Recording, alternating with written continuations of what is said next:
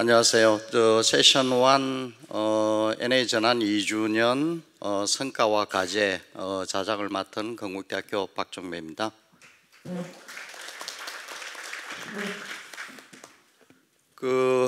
벌써 NA전환 한 지가 2주년이 이렇게 다가왔습니다. 시간 상당히 빨리 이렇게 지난 것 같고요. 숨가쁘게 이렇게 이제 달려왔는데 그동안 가시적인 성과도 이렇게 있었고, 또 우리가 중간에 한번 점검을 해야 할 부분, 과제 혹은 숙제도 저희한테 이렇게 많이 주어져 있는 것 같습니다. 그런 차원에서 오늘 이 세미나를 이렇게 하는 것은 상당히 의미가 있는 것 같고요. 앞에 세 분이 각각 국내 에너지 전환의 성과와 과제, 그 다음에 갈등을 어떻게 극복을 하는가, 그리고 EU와 글로벌 트렌드와 그 시사점에 대해서 우리가 발제를 이렇게 들었습니다. 오늘 패널 토론으로는 6분을 저희가 모셨습니다. 우선 대덕구청장님이신 박정영 구청장님 오셨습니다. SKN에서 차태병 본부장님 오셨습니다. 한국동서발전의 안희원 처장님 오셨습니다. NH심의연대 홍혜란 사무총장님 오셨습니다. 서울대학교 이종수 교수님 오셨습니다. 현대경제연구원의 장우석 실장님 오셨습니다. 발제에 대한 토론 순서는 조금 전에 드린 이 순서대로 이렇게 박정현 구청장님부터 이렇게 오른쪽으로 쭉 가는 방향으로 하고요. 저희가 시간이 좀 상당히 일정 좀 제약이 있으니까 한 4분 내지 5분 세 분의 발표에 대한 코멘트 혹은 재질문 혹은 의견 이런 순서대로 이렇게 하시면 좋겠습니다. 그 이후에 저희가 한 5분 내지 10분 시간을 가지고 플로어 토론 이렇게 진행하도록 하겠습니다. 박정영 구청장님부터. 네, 대전광역시의 대덕구청이 있고요. 저는 오늘 대덕구청장으로 참여하기도 했지만 에너지 전환 지방정부 협의회 사무총장 역할을 하고 있습니다. 아마 그 지위로 저를 초청하지 않았나라는 생각이 들고요. 일단 불러주셔서 감사하고 오늘 많은 것을 배울 수 있어서 저 개인적으로는 굉장히 좋은 시간이었습니다.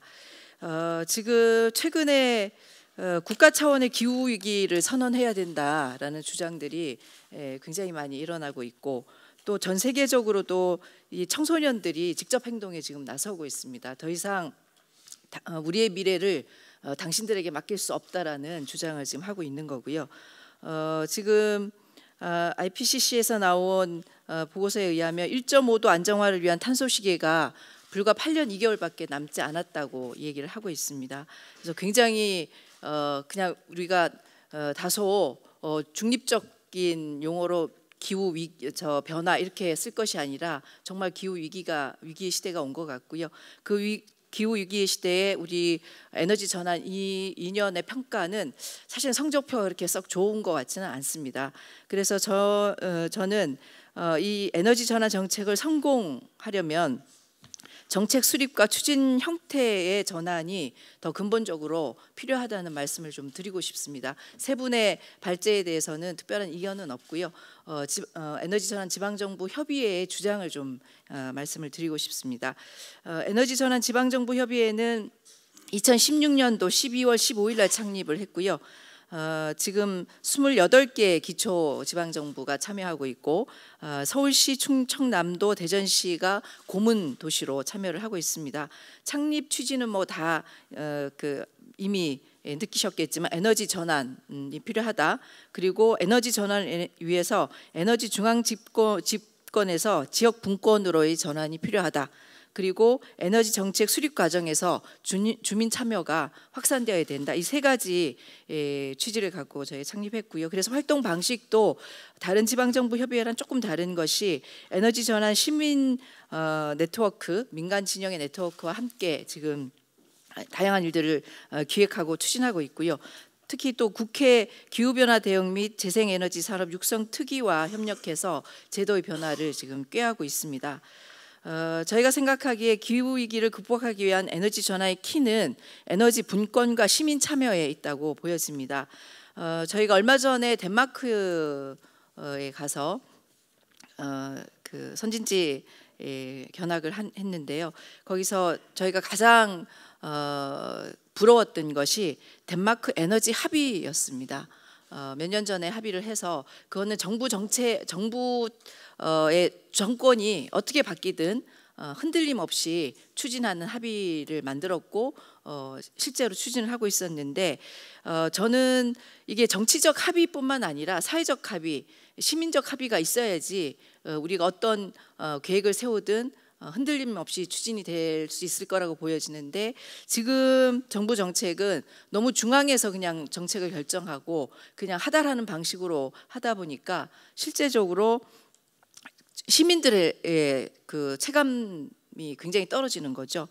그래서 최근에 저희도 이제 그 계획을 하고 있고 전주시 같은 경우는 주민 참여형 지역 에너지 기본 계획을 지금 수립을 하고 있습니다. 이런 식으로 실제 분권화돼서 주민들이 참여하는 계획들이 설정이 돼야지 흔들림 없이 그 계획들이 추진될 수 있을 것 같습니다. 두 번째로 사회적 수용성을 높이는 방법인데요. 아까 그 두 번째 발제에서도 나왔듯이 에너지 전환에 대해서 지금은 거부하지 않습니다. 그렇지만 대부분의 시민들은 그건 나의 문제로 보지 않습니다. 그렇기 때문에 오히려 제대로 이행되지 않거나 갈등이 유발되는 거라고 저희는 보고 있습니다. 왜냐하면 에너지가 보이지 않거든요. 저 멀리서 끌어다가 쓰고 쓰는 거가 어렵지 않은데 제가 뭐 원칙적으로 동의하지만 구체적으로 나의 실천, 생활의 변화 이걸 할 이유가 별로 없는 거죠. 그래서 실제 에너지 분권이 돼서 주민 참여형으로 에너지 계획들이 수립되고 그 지역 단위로 총체적으로 에너지 전환의 계획들이 수립된다면 실제로 주민들의 수용성뿐만 아니라 실천력도 더 높일 수 있을 거라고 봅니다. 그런 측면에서 지금 정부가 추진하고 있는 여전히 중앙 중심 또 광역 중심의 에너지 계획과 정책의 추진 과정을 지금은 기초 정부 중심으로 시급히 전환해야지 실제 우리 기후 위기 시대에 올바른 대응을 할 수 있다라고 생각이 듭니다. 그래서 저희 에너지 전환 지방정부 협의회에서는 몇 가지 좀 주장을 하고 있는데요. 우선 중앙정부, 지방정부, 시민단체로 구성된 산서울 정책협의체를 좀 구성해서 여기서 구체적인 논의들을 하자라는 거고요. 그리고 전력산업기반기금의 지방정부 전용 특별회계를 도입해서 실제 지방정부가 일을 할 수 있는 재원의 지원을 하라는 거고요.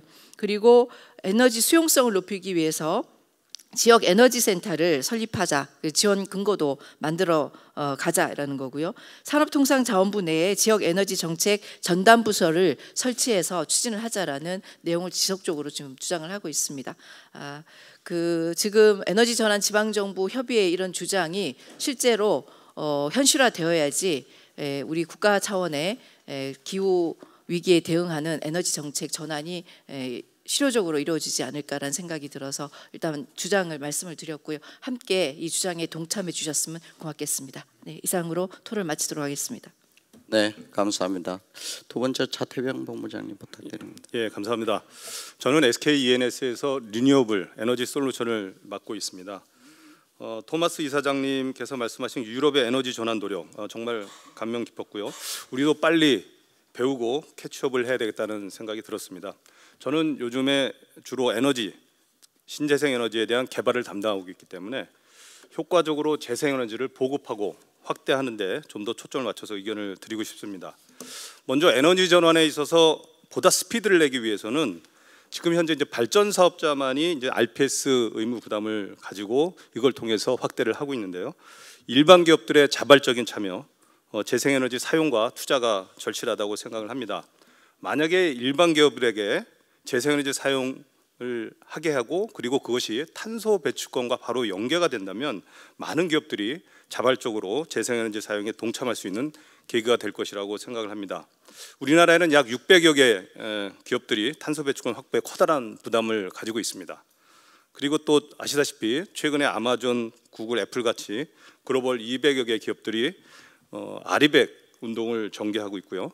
삼성전자, SK하이닉스도 상당히 여기에 큰 부담을 가지고 있고 참여에 대한 어떤 압박을 가지고 있습니다. 근데 기업들에게 무조건 좀 비싼 녹색 에너지 요금을 사용해라라고 하는 것보다는 뭔가 자발적으로 쓸 수 있는 환경을 좀 조성을 해줘야 합니다. 기업에게 움직일 수 있는 어떤 인센티브가 필요한데요. 이게 바로 아리백과 탄소 배출권의 어떤 결합이라고 생각을 합니다. 예를 들어서 기업이 재생에너지를 PPA로 구입을 하게 되면 그 전체 전기 사용량에서 그만큼을 차감을 해주면 됩니다. 그러면 그 기업이 CO2에 대한 간접 배출량이 줄어들게 되고 자연스럽게 탄소 배출권을 확보하는 효과가 발생을 합니다. 탄소 감축 수단이 마땅히 없는 우리나라 기업들은 이런 메커니즘에 매우 큰 유인 효과를 가질 것으로 생각을 합니다.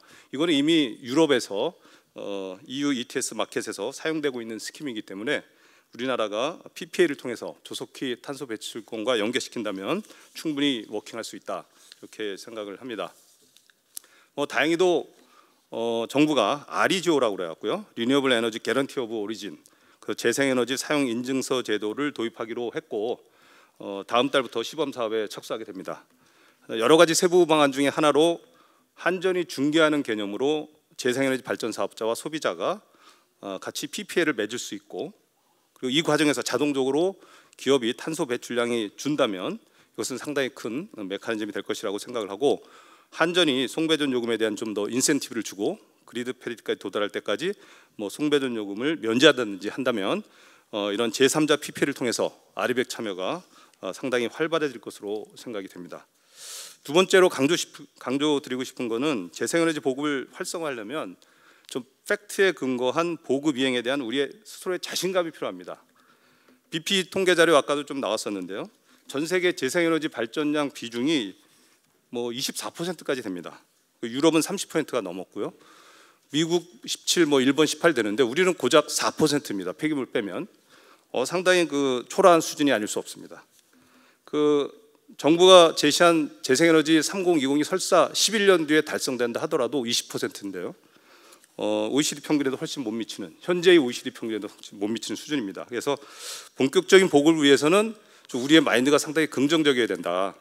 그래서 막연한 한국의 재생에너지는 비싸다, 그리고 괜히 확대하면 산업 경쟁력이 훼손되고 국민 부담만 늘어난다, 이런 생각이 있습니다. 근데 이런 막연하고 부정적인 인식이 가장 큰 저희 보급의 장애고 사회적인 갈등 요인을 촉발한다고 생각을 합니다.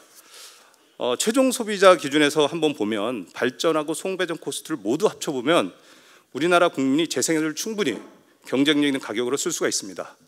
미국보다 그렇게 여건이 나쁘지 않습니다. 일사량은 독일보다 훨씬 좋고 일본보다도 우월합니다. 우리 한국의 가장 큰 장점이 하나 있습니다. 매우 낮은 송배전 네트워크 비용입니다. 수도권에, 이 좁은 수도권에 2,500만이 몰려 살고 있고 공동주택, 아파트 연립주택 비중이 75%가 넘습니다. 송배전 코스트가 전 세계 최저 수준입니다. 우리 IT 인터넷 강국이 된 것도 이런 네트워크 비용이 낮아서 그런데요, 전력 사업에서도 충분히 이런 장점을 누릴 수가 있습니다. 예를 들어서 미국 캘리포니아 이렇게 햇볕이 잘 드는 곳에서도 태양광 발전 50원 되게 싸게 발전할 수 있습니다. 하지만 소비자까지 딜리버리 하는데 100원이 듭니다. 합쳐서 150원 되는 거죠. 우리나라는 좀 비싼 게 사실입니다. 태양이 그보다 못하니까 임대료도 있고요. 그래서 한 130원에 만들 수 있는데 송배전 코스트 20원도 안 됩니다. 16원이면 됩니다. 그래서 합치면 거의 경쟁력을 갖춘 수준이 된다. 특히나 이런 계산을 하면 이거를 일본과 독일에 비교하면 우리는 훨씬 더 저렴한 가격으로 신재생 에너지를 누릴 수 있는 환경을 가지고 있다. 자신감을 가질 필요가 있다라고 생각을 합니다. 그래서 국내 유휴부지를 잘 활용하고 보급을 확대하면 충분한 경쟁력을 확보할 수 있고, 최근에 정부가 유도한 염해 간척지, 소금기가 있는 농지에 대해서 대규모 태양광 사업을 할 수 있도록 법률을 개정한 것은 매우 적합한 정책 방향이었다. 그리고 수상 태양광 부지에 대한 개발, 보급도 매우 효율적인 방법 중에 하나입니다. 그래서 이런 것들이 하나 둘씩 쌓여가면 우리나라의 국제 경쟁력은 확보될 것이고 충분히 재생에너지 비중을 단기에 높일 수 있다고 생각을 합니다. 예, 이상 두 가지를 건의를 드렸습니다. 감사합니다. 네, 네, 안희원 차장님. 예, 안녕하십니까. 한국 동서발전의 신성장 사업처장을 있는 안희원입니다. 저희 동서발전은 발전 사업자입니다. 발전 사업자이고 기존까지는 저희들이 석탄 활약을 많이 했지만 지금은 신재생도 굉장히 많이 하고 있고 이 자리가 뜻깊은 것은 저희가 원래 석탄 발전소를 지으려 하다가 짓지 않고 새로 연료를 전환해서 LNG 발전소를 짓고 있는데 그 연료 전환한 1호 발전소를 저희가 충북 음성군에서 짓고 있다는 점에서 굉장히 뜻깊은 자리에 초대해 주셔서 에너지경제연구원과 에너지전환 프로그램에 감사를 드립니다. 저는 그 발표자들 세 분 각각의 그 발표에 대한 간략한 코멘트를 드리겠습니다. 먼저 그 박정순 본부장님 발표에 굉장히 많이 배웠는데요. 제가 좋은 얘기 들은 시간 관계상 그 자료를 드렸으니 생략을 하고요. 함께 그 고민할 사항으로 현재 이제 다른 세션에서도 고민을 하겠지만 REC 가격이 계속 떨어지고 있는데 이런 부분들을 통해서도 그 소규모 투자가는 이제 REC 가격이 떨어지면 투자를 하지 않으려고 할 것인데 이런 부분을 어떻게 좀 해결하고 문제를 신재생에너지 투자를 계속 지속할 수 있을 것인지에 대한 질문을 여쭙고요. 그다음에 RE100에 대해서도 다른 세션에서 토론을 하고 있는 걸로 알고 있습니다만은 사실 기업 입장에서는 RE100에서 전기 쓰기 사실 만만치 않죠. 경제성을 위주로 하는데 그렇지만 또 기업도 기업 시민으로서 역할을 하셔야 될 것 같은데 이런 차원에서 기업들이 RE100에 적극적으로 참여하기 위해서는 어떠한 제도적인 성찰이 있어야 되는지 한번 여쭙고 싶고요. 강영진 교수님 발표는 참 제가 많은 걸 배웠습니다. 특별하게 제가 한번 인용드리고 싶은 것은 발표 자료 중에 이런 내용들이 있었습니다. 인간의 그 존재와 삶은 산업 공간과 밀접한 관계가 있고 그것을 깨뜨리는 데 대한 기본적인 저항이 있다. 이것을 해결하지 않고 그냥 돈을 가지고 보상해 주겠다 하는 것은 문제 해결의 출발점이 아니라는 걸 제가 배웠는데요. 참 이 점에서 많은 점을 배웠습니다. 그래서 아까도 말씀하실 때 보면 사업이 다 하다가 와서 뭐 어떻게 주민들하고 보상을 시작하면 굉장히 주민들하고 어떻게 갈등을 해결하는 데 도움이 안 된다 이런 말씀을 하셨는데 그러면 사업 착수 전에 어떠한 채널로 주민들과 얘기를 풀어가면 갈등 문제를 해결하는 데 도움이 될지 한번 여쭙고 싶고요. 그다음에 마지막으로 그 유럽에서 오신 닥터 쾌버거 박사님의 대한 질문은 사실 굉장히 부럽습니다. 사실 우리나라와 비교하면 부러운데 우리도 이제 이걸 배워가지고 해나가야 되는데요. 유럽에서 사시면서 어떠한 정책이 가장 주민 갈등을 최소화하고 주민과 함께 신재생 에너지 전환들을 할 수 있는 어떤 정책이었는지 그걸 좀 여쭙고 싶습니다. 이상입니다. 네, 감사합니다. 그 뭐 나중에 Q&A 부분은 쭉 정리를 해가지고 제가 세 분께 이렇게 종합된 질문을 이렇게 드리도록 하고요. 답변은 조금 이따 드리도록 하고. 네 번째 홍혜란 총장님부터. 예, 에너지시민연대 홍혜란입니다.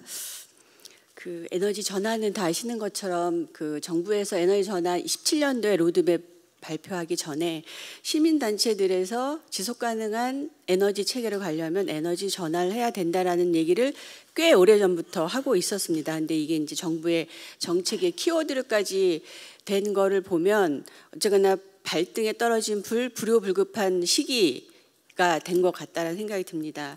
에너지 전환은 저는 에너지 소비를 줄이고 재생에너지를 확대하는 것이라고 생각을 합니다.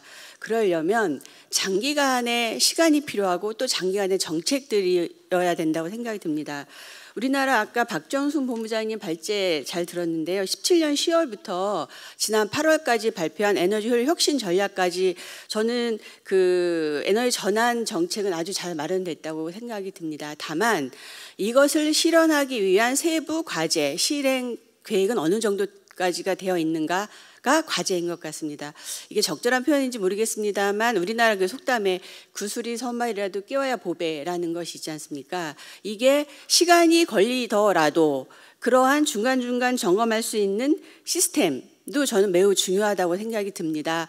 굉장히 다양한 주제, 다양한 분야 체킹할 것이 굉장히 많습니다만 그러려면 이것을 아주 시스템적으로 잘 해나가지 않으면 중간에 사라질 수도 있을 뿐더러 관심사에 따라 좀 달라질 수 있을 것 같아서 이것이 성공하려면 세부적인 시스템이 조금 마련이 돼야 된다 생각이 듭니다. 특히 고용창출 부분에서 이제 경제적인 부분하고 연관이 든다면 고용창출 부분도 그렇고요.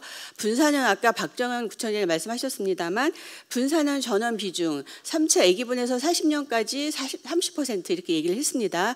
이것도 실현이 되려면 매년 단위로 구체적인 점검이 돼야 되는 부분이 있어서 이런 것들 좀 꼼꼼하게 돼야 된다는 생각이 들고요.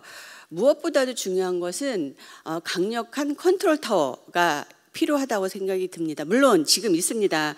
그 주무부처인 그 산업부가 있습니다만 한 부서 하나만으로 국민들과 직접 교감을 통해서는 절대 이루어질 수 없는 거죠. 뭐 환경부, 국토부 뿐만이 아니라 지자체, 지방정부 들에서 같이 해주는 거와 함께 각각의 기관들이 자기 역할에서 같이 코어를 해서 해줘야지만 국민들이 저렇게 정부가 의지를 갖고 한다. 그래서 그런 것들을 하는 것들을 국민들이 알아야 되고 보여줘야 되고 그래야지만 진행하는 과정에서 국민들을 설득해내고 또 국민들의 지뢰를 모아야지만 에너지 전환은 저는 성공할 수 있다는 생각이 듭니다. 무엇보다도 그 공유해야 된다는 부분이죠. 재생에너지 부분은 이제 갈등 문제도 많이 나왔습니다만 국민들이 전 부처가 이렇게 해야 되니까 나도 해야 된다라는 부분들이 그냥 내 문제가 아니라는 걸로 많이 인식되는 것도 있습니다만 그렇지 않게 하기 위한 과정을 우리가 어떻게 그려서 국민들하고 같이 소통해야 되는가도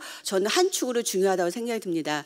두 번째 발제에 굉장히 중요한 얘기를 많이 하셨습니다만 제한 그다음에 물론 시간이 걸리는 부분들은 많이 있습니다. 그런데 그것들을 독일의 사례, 덴마크의 사례들을 우리나라 실정에 맞게끔 어떻게 구성을 해서 이미 시작을 했었어야 되는 부분이 많이 있다고 생각이 듭니다. 이런 부분들도 그 시스템 부분에서 좀 꼼꼼하게 체크해봐야 되지 않을까 싶습니다.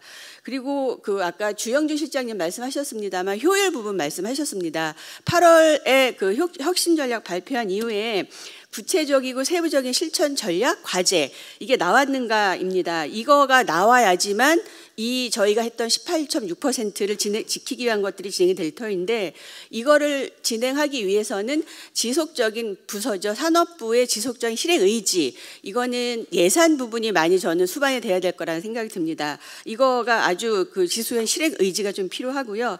특히 생산, 소비, 유통 부분에서는 국민들이 자발적으로 참여할 수 있도록 하는 수단, 실행체계 이 부분도 또한 마련이 돼야지만 이게 가능할 거라는 생각이 듭니다. 그리고 에너지 통계 부분도 박 본부장님 때 말씀해 주셨는데요. 에너지 소비 통계 매우 중요하다고 생각이 듭니다.